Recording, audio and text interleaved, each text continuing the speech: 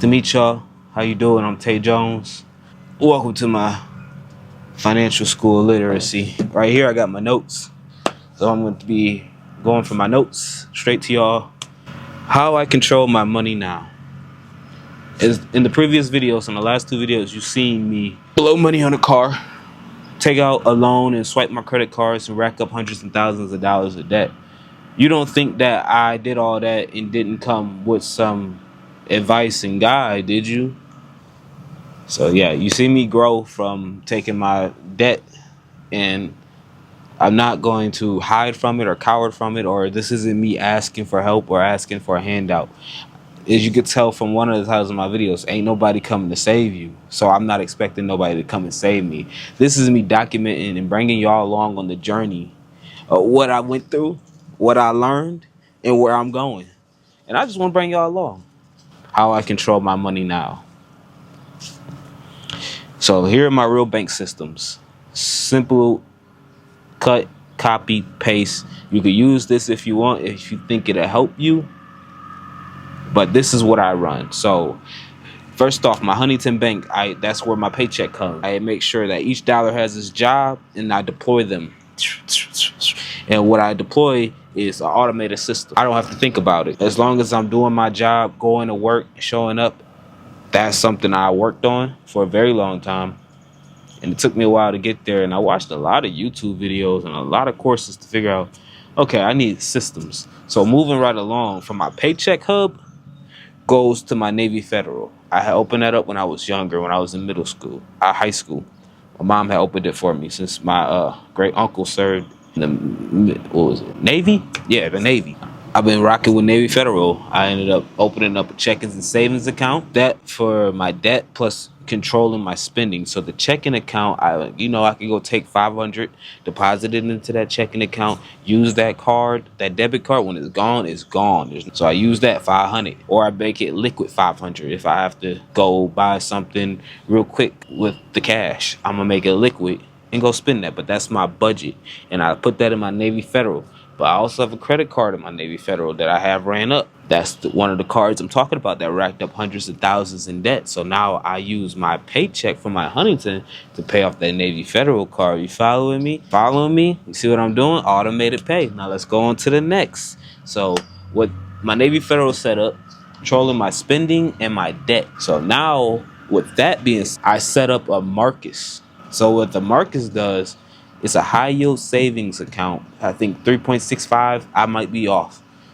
The numbers fluctuate, but it compounds interest. So what compounding interest does, it takes my money, right, and it adds cents on, dollars on to the hundreds of thousands that I put in there that will otherwise wouldn't compound if you had it in a regular savings like my Navy or my Huntington, or it doesn't compound interest and add money to it. So I decided 30% of my check and deposit it right into Marcus. Boom, automated. I don't have to think about it. That's savings for emergency funds put up for a rainy day. I will never touch it unless I had an emergency, a super emergency, and my goal is 10K in that account. So that's what I'm working on. So after I have my emergency fund set up, I move right on to my Chime. So Chime, well, people know Chime. You can get it on your phone. It's an app. It's a mobile banking app. But so Chime is my tax buffer. That's where I keep my tax money, my tax. Smart, but we got to do it. So moving right along, y'all might not know this, but I have a business. Well, under that business, I run my YouTube, I run my clothing, I run my music, and any other business ventures I may choose to pick in the future, whether that be box trucks or delivery or investment. I have my LLC set up. So with having an LLC set up, what comes next. You have to get a bank. Yes, a bank.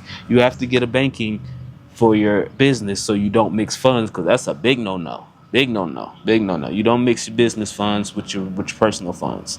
So I set up my dollar bank. And with my dollar bank, I have to go in there and get mobile app activated. And I'm going to get that mobile app set up. So with the dollar bank, I contribute money, which is fine to do with the business. You can contribute money to your accounts.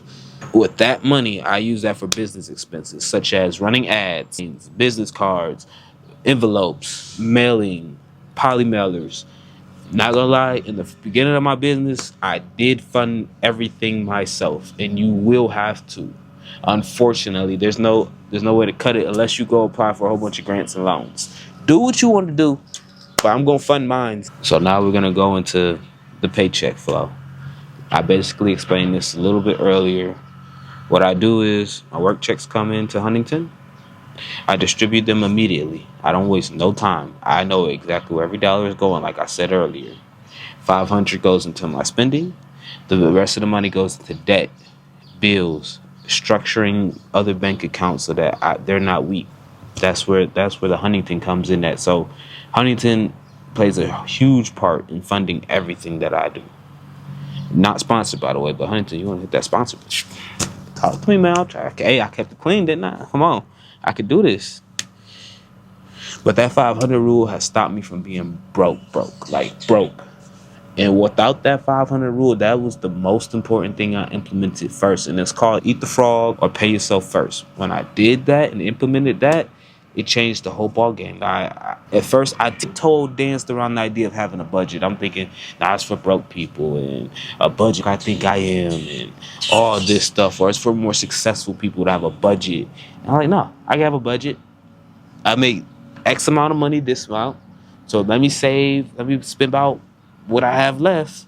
And I did the numbers, crushed the math, paid off what I paid off, and I have about 500 left to play with, to do what I want to do. Every number's different for everybody, and also the weeks make a big difference too. Like 1 week, it could be 600. 2 weeks from now, back down to 5. This is the reason why I needed multiple bank accounts to fix what I was doing. So one account made it too easy to lose control of all my money. I had no idea where it was going. But the multiple bank accounts that came around by accident. I was signing up for bank accounts. My mom had just put it in my ear that, hey, maybe you should do a banking account with them, and I go through with it. Capital One, Navy Federal, those are one of the top two that she recommended me to have accounts with. So I did such. So it helped me organize my money. Rate of my money, it changed my behavior towards money. It painted a picture like this is where it goes, this is where it goes. Everything's allocated and accounted for. Every dollar needs a destination, because if you leave that money around, man, your mind starts to wander. You start to do things that you probably shouldn't have done with that money. Spending it on McDonald's when you know you got food in the freezer. What else? Buying impulsive buys, taking bets that you don't need to take, that you could have put towards an investment. You could have put towards your account, savings, anything, bro. I'm preaching. This is how I went from blind swiping to now checking everything. I used to just swipe the card and think, I got it. I'll get it later on, down the line. I was delaying the inevitable. I had to pay this. It was nobody coming to save me. So when you rack up them bills and almost max out them credit cards, it really start to hit different. Like, hey, calm down. What are we doing? What are we really doing here? We're setting ourselves in a hole, in a bucket, just throwing in money, and there's a hole in the bucket. So yeah, man, it was stressful though at those times, because in the back of my mind, I'm thinking 6K, 3K, 10K, 15K. My mom needs 500. This person needs this money. This person needs this amount of money. I'm being asked for money and I don't have money. And I'm walking around here wearing things that are very expensive, and knowing if anything was to happen to them expensive items, I'd probably lose my mind, because I just spent money I didn't have on them and I'm paying for it back. You see what I'm going with that? Like the stress, the frustration, the annoyance of spending all that money without a real plan. Man. So when I was just swiping blind, man, I wasn't thinking at all. I didn't check my accounts. I didn't want to see my accounts. You know, the hardest thing was looking myself in the mirror, knowing that I'm the one that did all that. I'm the one that agreed to the loan. I'm the one that agreed to the car. I'm the one that ran up them credit cards. So if you ask me why I was so angry or irritated with myself for so long, because I had to fight myself without physically fighting myself. That's not an easy battle, dog. And it's a battle unseen by everybody around me that know and love me. They don't see the battles I gotta fight myself every day. I gotta push myself every day. I gotta beat on myself. It's not easy, but I know I'm not alone. I know there's more people out there just like that. So I'm moving right along. Money checks that I implemented that kept me on track from going back to spending. Easy. I don't need it. When I'll go past a place and I didn't have the money, I don't need it. When I will go past some place and I'll check my necessities. What do I have at home? I got this, I got this, I got this, I got this. What can that place provide? This. Do I really need this? I gotta pay that because I know after I pay that bill, I can start going into profit. So yeah, man. Yeah. What I look at my accounts. I look at all my accounts. I check them all. I check my what goes out, what comes in. Simple as that. How I keep it from slipping. I always remind myself, do you really need to use that credit card right now? Do you really need it that bad? And you really have to spend it? Do what you got to do, but I promise you, the latter feels better, bro. Just wait on it, man. Sometimes you can find what you want cheaper down the line. There's a lot of ways. So moving right along. Come on, y'all. Come on in for this one. While most people stay broke, it's not just the income. And I'm going to tell y'all, some people have lifestyle creep. And what that means is, when they make more money, they start to spend more money because they think that, hey, I made $150,000 a year. I need to show people that I make $150,000 a year. So what do? You go lease a car you don't need. You go out and eat every week. You don't know what it's like to stay down till you up because you always feel like you up. And then when you look at your accounts, it reflects, hey, bro, you down. And you shouldn't be down. It's real. It's the habits. It's not having structure, bro. Emotionally just spending out of I feel bad. I feel sad. I need to spend. That's not something you should want to do. Y'all want to control my spending. Not only just show people, show the banks. Because once you show them that, they going to trust you more. So, yeah, man, I was avoidant of it. Very, very, very, very avoidant. People that avoid their finances tend to stay broke.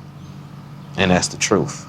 That's why I'm so head fund into it. Like, Julius off of Chris, Everybody Hate Chris. I feel like Julius, that's $230 worth of food going to waste. You better eat that.